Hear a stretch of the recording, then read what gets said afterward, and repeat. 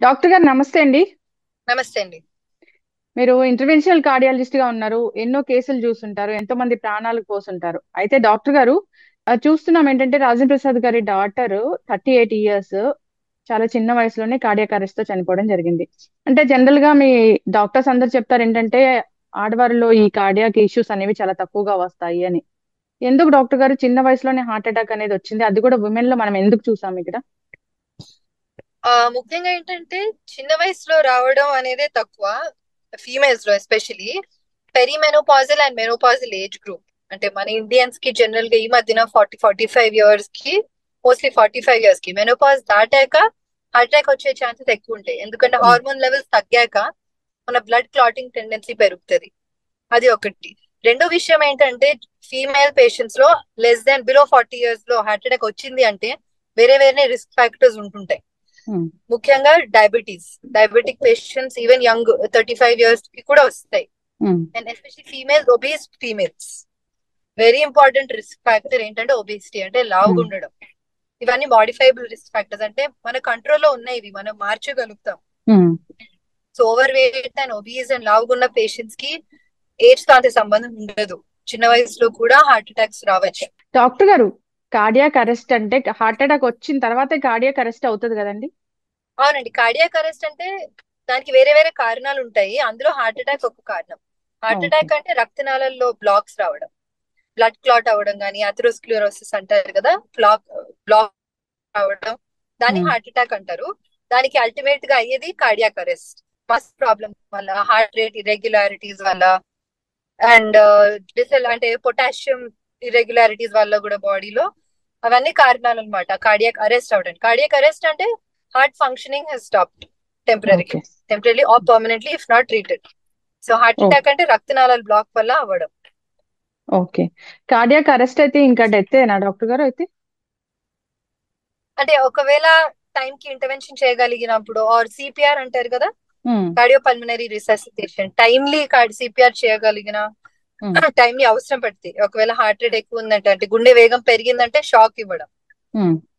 అంటే వేరే కారణాలకి మనం టైం కి ఇంటర్వెన్షన్ చేయగలిగితే అప్పుడు కార్డియాక్ అరెస్ట్ నుంచి బయటపడచ్చు పేషెంట్. కానీ మళ్ళీ ఎస్. అటాక్ వచ్చే ఛాన్సెస్ కూడా ఉంటాయి. ఉమ్. ఎస్. అయితే డాక్టర్ గారు, హార్ట్ అటాక్ వచ్చే ముందు కొన్ని లక్షణాలు కనిపిస్తాయి అంటారు. అట్లాంటి లక్షణాలు అంటే ఏంటి? అసలు హార్ట్ అటాక్ ని ఎలా గుర్తించాలి మనం? అవును, ఇక్కడైతే గుర్తించలేకపోయామే అనుకోవచ్చా? మేబీ వాళ్ళు లేట్ గా వెళ్ళుండొచ్చు. ఇంకొకటి ఏంటంటే యంగర్ ఏజ్ లో వాళ్ళకి ఫస్ట్ డౌట్ రాదనమాట, ఇది గుండె నొప్పి అని. గ్యాస్ట్రైటిస్ అనుకొని ఇగ్నోర్ చేస్తారు చాలా మంది. ఉమ్, ఎస్పెషల్ కోమార్బిడిటీస్, అంటే డయాబెటీస్ లేదు, హైపర్ టెన్షన్ లేదు, స్మోకింగ్ లేదు, అంటే వాళ్ళు లో థ్రెషోల్డ్ ఉంటుంది ఇలా కార్డియాక్ పెయిన్, గుండె నొప్పి అనుకోవడానికి. అవును. కానీ జెనెటిక్ కాజెస్ కూడా ఉంటాయి. 30% జెనెటిక్స్ కాంట్రిబ్యూట్ చేస్తుంది. ఉమ్, సో ఆ టిపికల్ పెయిన్ ఏదంటే గుండెలో బరువు, ఉమ్, బరువు అనే పదం చాలా ముఖ్యం అన్నమాట. That is um, typical cardiac pain. లేదా గుండెలో పిండేస్తున్నట్టు అనిపించడం, అవన్నీ ఉమ్, గుండె నొప్పివి.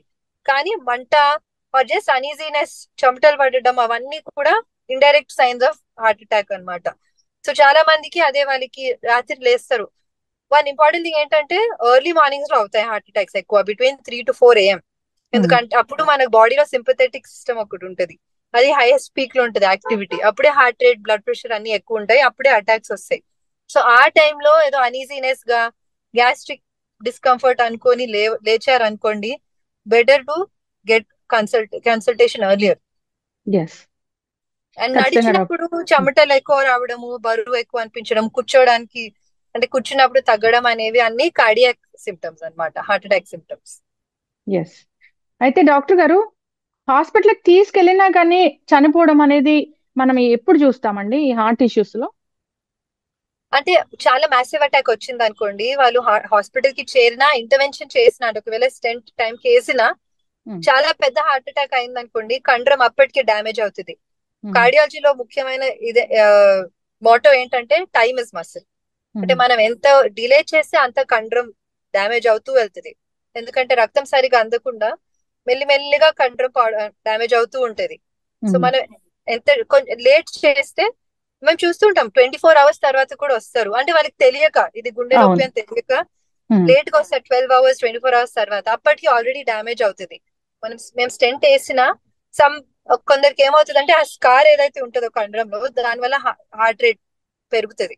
వీటీ అంటారు. వీటీ వచ్చిందంటే difficult to save them.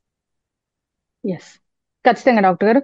So heart issues రాకూడదు, హార్ట్ హెల్తీగా ఉండాలంటే సో మన సెప్టెంబర్ 29th చాలా జాగ్రత్తలు చెప్పారు డాక్టర్ గారు. ఒక 4 జాగ్రత్తలు అంటే ఏం చెప్తారు? అదండి, ముఖ్యంగా మీ కంట్రోల్ ఉన్నవి అంటే ఒబిసిటీ తగ్గించాలి. మీకు తెలిసిన వాళ్ళు కూడా ఒబీస్ ఉన్నారు, ఆర్ మీరు కూడా ఒబీస్ ఉన్నారు అంటే చాలా యాక్టివ్ గా దాన్ని కంట్రోల్ చేయడానికి వేరే వేరే రకాలు ఉన్నాయి. One is exercise, regular exercise 30 minutes per day 5 days a week.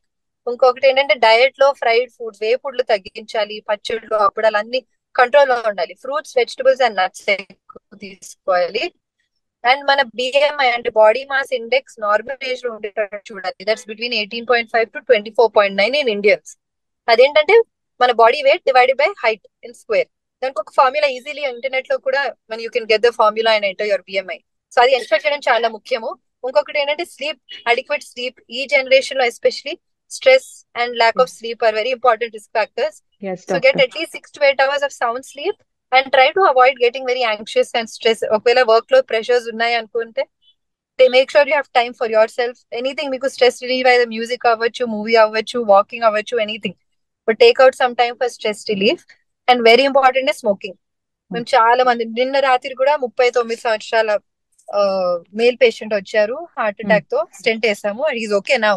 But smokers, they are mostly smokers. So and smoking అదే మళ్ళీ మోడిఫైబుల్ రిస్క్ ఫ్యాక్టర్స్, మన కంట్రోల్లో ఉన్నాయి ఇవి. ఎన్ని సిగరెట్స్ తాగొచ్చు అని అడుగుతారు, సిగరెట్ రెగ్యులర్ తాగడం. Answer is 0. There is no permissible limit of smoking. And 2 ఏళ్ళ తర్వాత, అంటే స్మోకింగ్ మానేసిన 2 ఏళ్ళ తర్వాత రిస్క్ ఎంత తగ్గుతుంది అంటే ఎప్పుడు సిగరెట్ ముట్టుకునే వాళ్ళకంతా same risk comes down so much. Stop smoking. And BP, sugar, cholesterol ఉన్న పేషెంట్స్ రెగ్యులర్ చెకప్స్ లో ఉండి, రెగ్యులర్ గా డాక్టర్ తో టచ్ లో ఉండి అవన్నీ కంట్రోల్ లో పెట్టుకుంటే heart is going to be fine. Doctor గారు, కోవిడ్ వచ్చి తగ్గిన వాళ్ళు, చాలా సివియర్ గా కోవిడ్ వచ్చి తగ్గిన వాళ్ళలో ఈ రిస్క్ అనేది ఎక్కువగా ఉంటుంది అనేది ఒకటి వినిపిస్తూ ఉంది. దీనిలో నిజం ఎంత? మరి అలాంటి వాళ్ళు ఎలాంటి చెకప్స్ అనేవి చేయించుకోవాలి, ఎన్నాళ్ళకి ఒకసారి చేయించుకోవాలి?